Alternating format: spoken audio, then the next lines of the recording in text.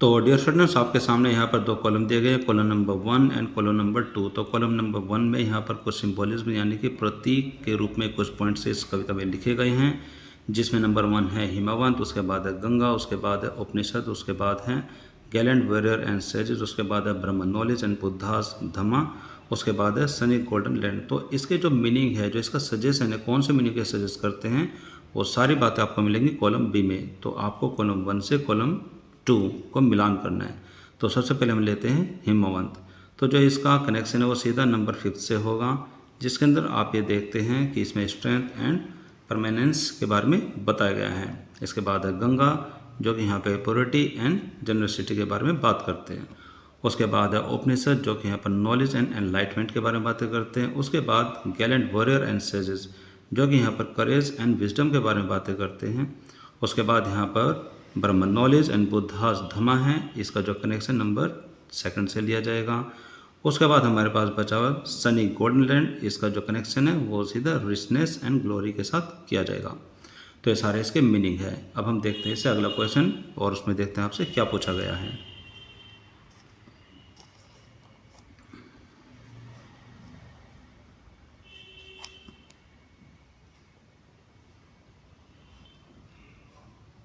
यहाँ पर आपके सामने क्वेश्चन नंबर 4, जिसमें आपसे पूछा गया कि द पोइट यूजेज इमेजरी, यानी कि जो पोइट है वो इमेजरी का प्रयोग करते हैं। तो जो इमेजरी वो क्या है, इसमें आपके लिए लिखा हुआ है कि डिस्क्रिप्टिव लैंग्वेज, यानी कि एक वर्णनात्मक जो भाषा है जिसके अंदर कुछ चीज़ों का वर्णन किया जाता है। To create vivid mental picture, यानी कि जिसके द्वारा आप अपने मन में किसी की छवि, किसी की तस्वीर को उत्पन्न करते हैं। That appeal to the sense, कि आपको कुछ समझाई जा सके। यानी कि एक ऐसी भाषा का प्रयोग किया जा सकता है जिसके अंदर कल्पनात्मक तथ्यों को दिया जाता है, जिससे कि आप उसके बारे में कुछ समझ पाएँ। Give any 2 examples from the poem. इसी तरीके से इस पोएम में दिए गए जो इमेजरी है उसके आपको 2 एग्जाम्पल सामने लिखने हैं। तो इसका आंसर में आप लिखते हैं कि एग्जाम्पल्स आर फॉलोइंग हेयर, यानी कि जो उदाहरण है वो नीचे निम्नलिखित लिखे गए हैं। तो इसमें जो पहला पॉइंट है वो है the mighty Himavant is ours, यानी कि जो ये ताकतवर जो हिमालय है वो हमारा है। There is no equal anywhere on the earth, और इसके बराबरी की कोई भी वस्तु, कोई भी चीज़ पूरी धरती पर नहीं है। और यहाँ पर जो दूसरा एग्जाम्पल वो ये है कि the generous Ganga is ours, यानी कि जो उदार गंगा है वो हमारी है। विच other river can match her grace, यानी कि कौन सी ऐसी नदी है जो कि इसकी करुणा की बराबरी कर सकती है। तो जो ये दोनों उदाहरण हैं ये इस क्वेश्चन में आप लिख सकते हैं।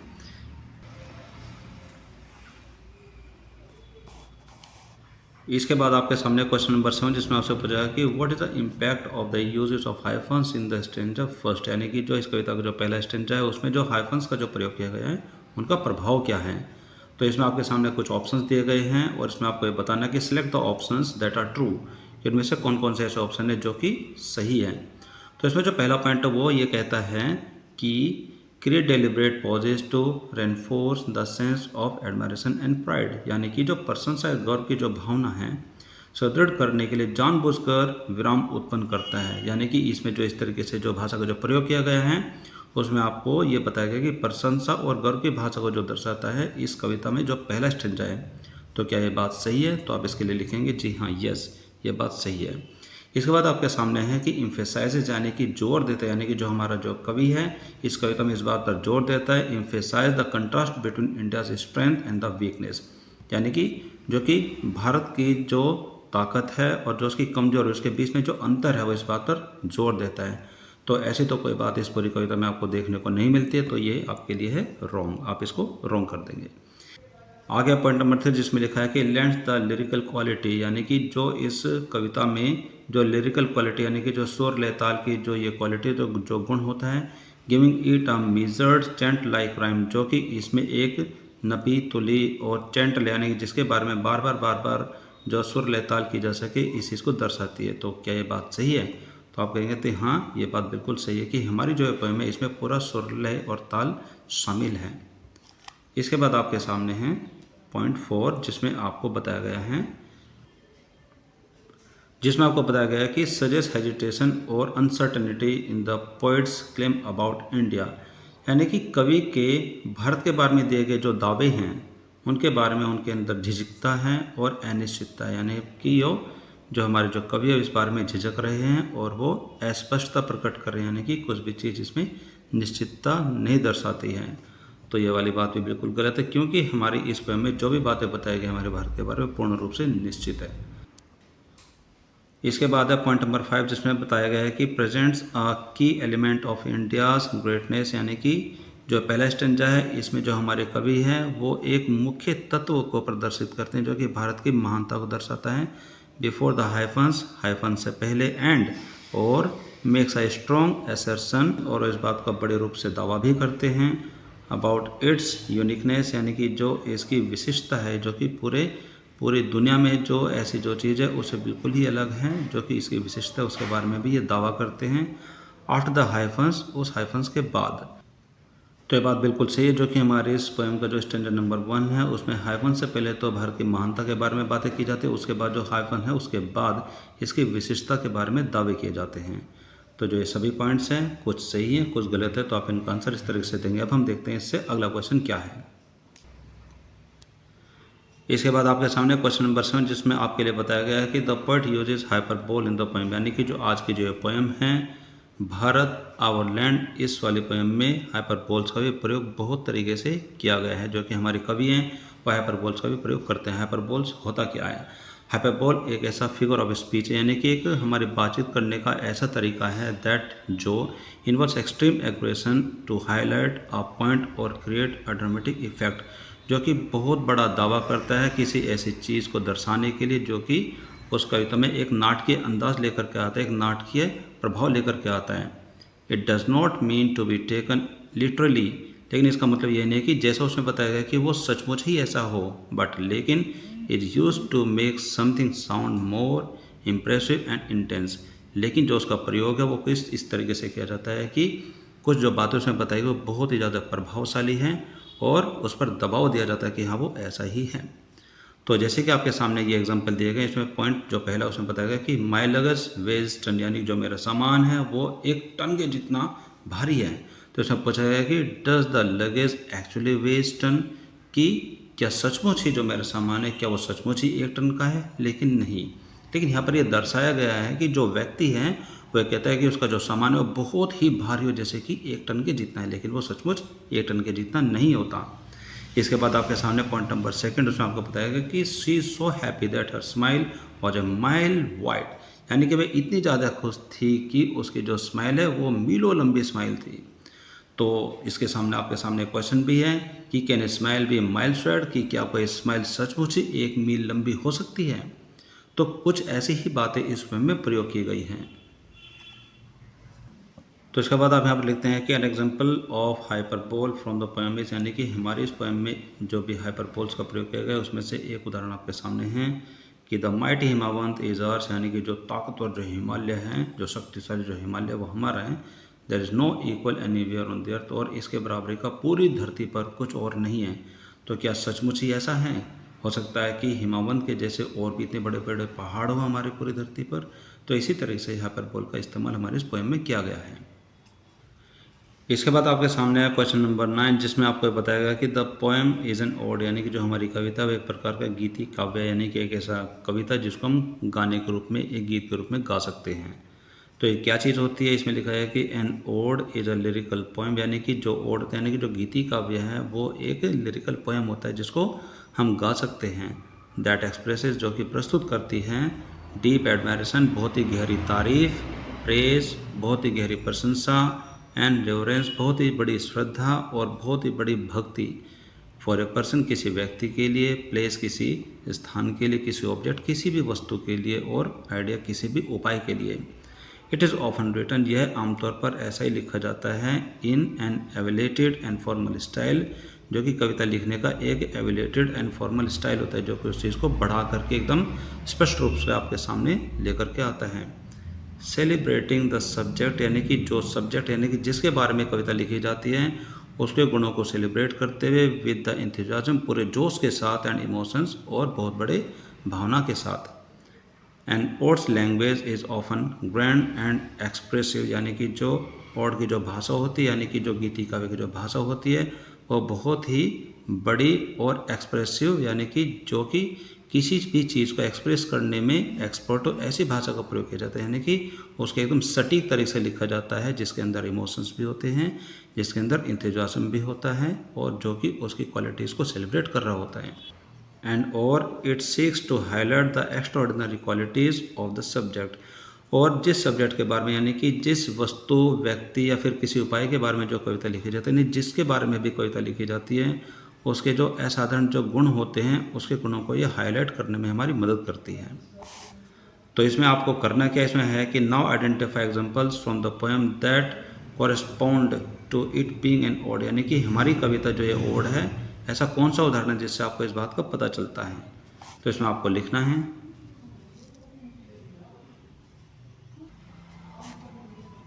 तो इसका आंसर में आप लिखना है कि the poem praises India's greatness through lines like, यानी कि जो इस प्रकार के जो ओड है, इसमें हमारी कविता में जो भारत की जो प्रशंसा है, इसकी महानता की जो प्रशंसा करते हुए कुछ ये वाली लाइनें हैं। वो कहते हैं कि शी इज़ पेयरलेस, यानी कि जो हमारे भारत की जो भूमि है वह अद्वितीय है।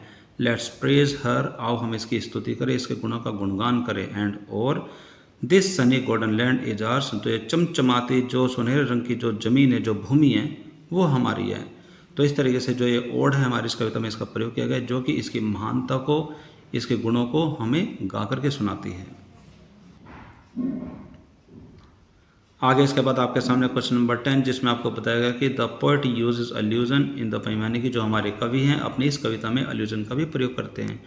अल्यूजन एक ऐसा तरीका होता है जिसमें कुछ लिखा कुछ और जाता है, लेकिन उसका संकेत कहीं और ही जाता है। तो जो ये तरीका, इसको और भी समझने के लिए आपके सामने एक उदाहरण है, जिससे कि आप इसको अच्छे से समझ पाएंगे।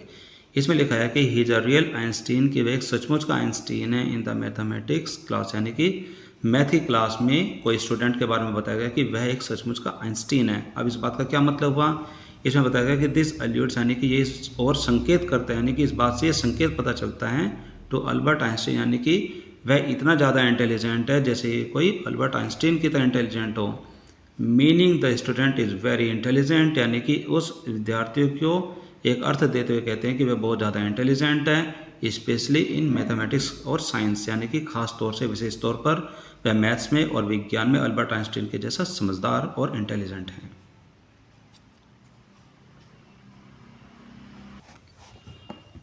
अब इसमें आपको करना क्या है, इसमें आपको बताया गया कि नाउ अब रीड द एक्सप्लेनेशन, यानी कि इस कविता की व्याख्या को पढ़े, एंड आइडेंटिफाई, और पहचाने।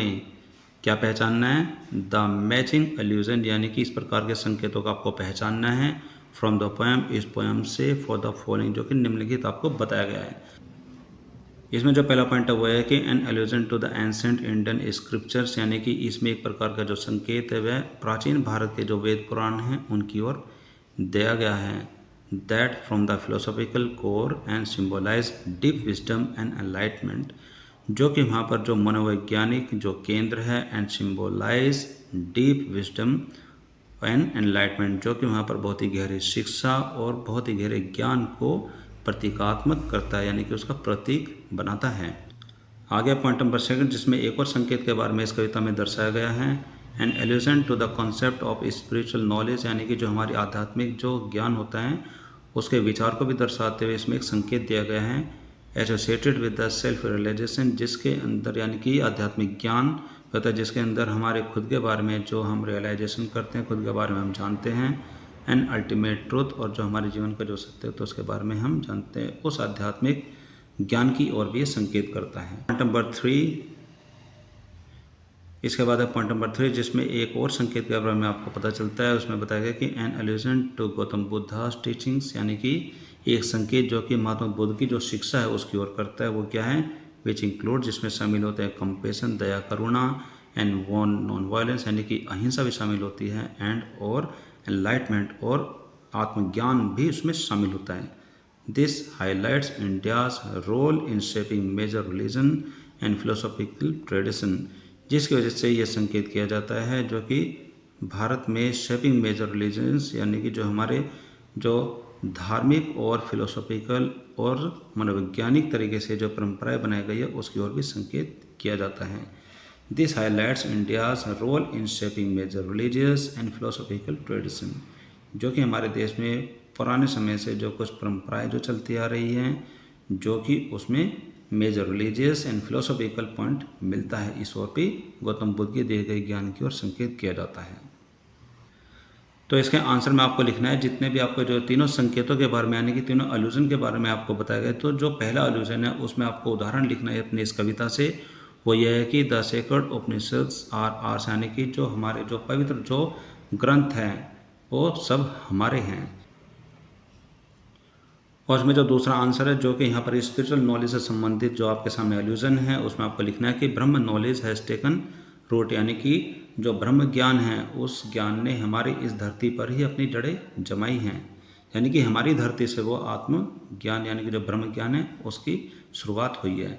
उसके बाद है आंसर नंबर 3 जो कि यहाँ पर जो गौतम बुद्धा की जो शिक्षा है उसके बारे में जो एल्यूजन बताया गया उसमें आपको बताना है इस कविता में कि the Buddha's preached his dhamma here, कि महात्मा बुद्धा ने अपने धर्म यानी कि धम्मा का जो प्रचार किया है वो इसी धरती पर किया है।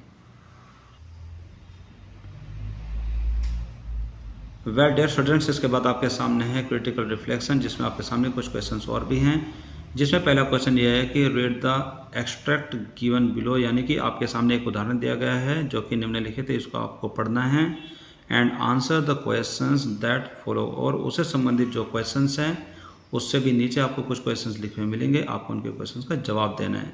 तो जो ये उदाहरण है हमारी इस कविता से लिया गया है, इसमें आप इस उदाहरण को पढ़ेंगे। इसमें लिखा हुआ है कि the mighty Himavant is ours, there is no equal anywhere on the earth, the generous Ganga is ours, which other river can match her grace, the sacred Upanishad are ours, that scriptures else to name with them.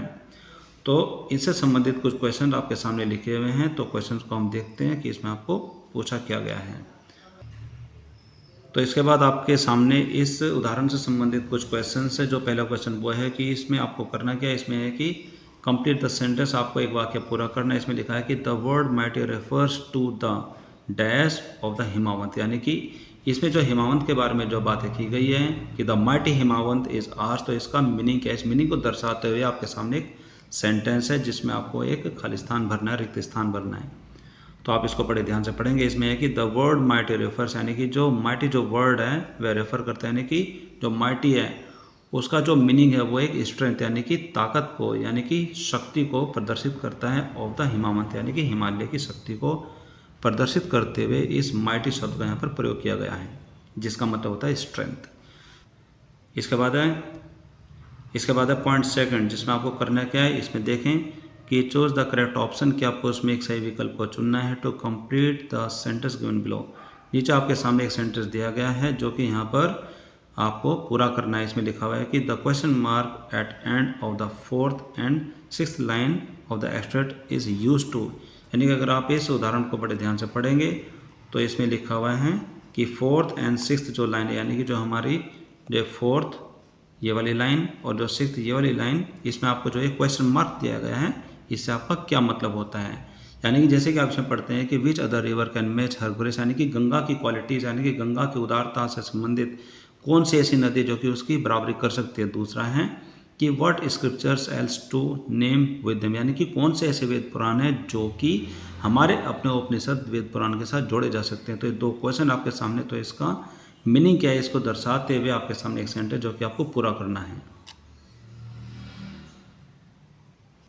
तो जो पहला point है वो है show doubt and uncertainty, दूसरा है emphasise अ point और तीसरा highlight confusion and hesitation and चौथा पॉइंट है वो है रिवील इंक्वायरी एंड क्यूरियोसिटी।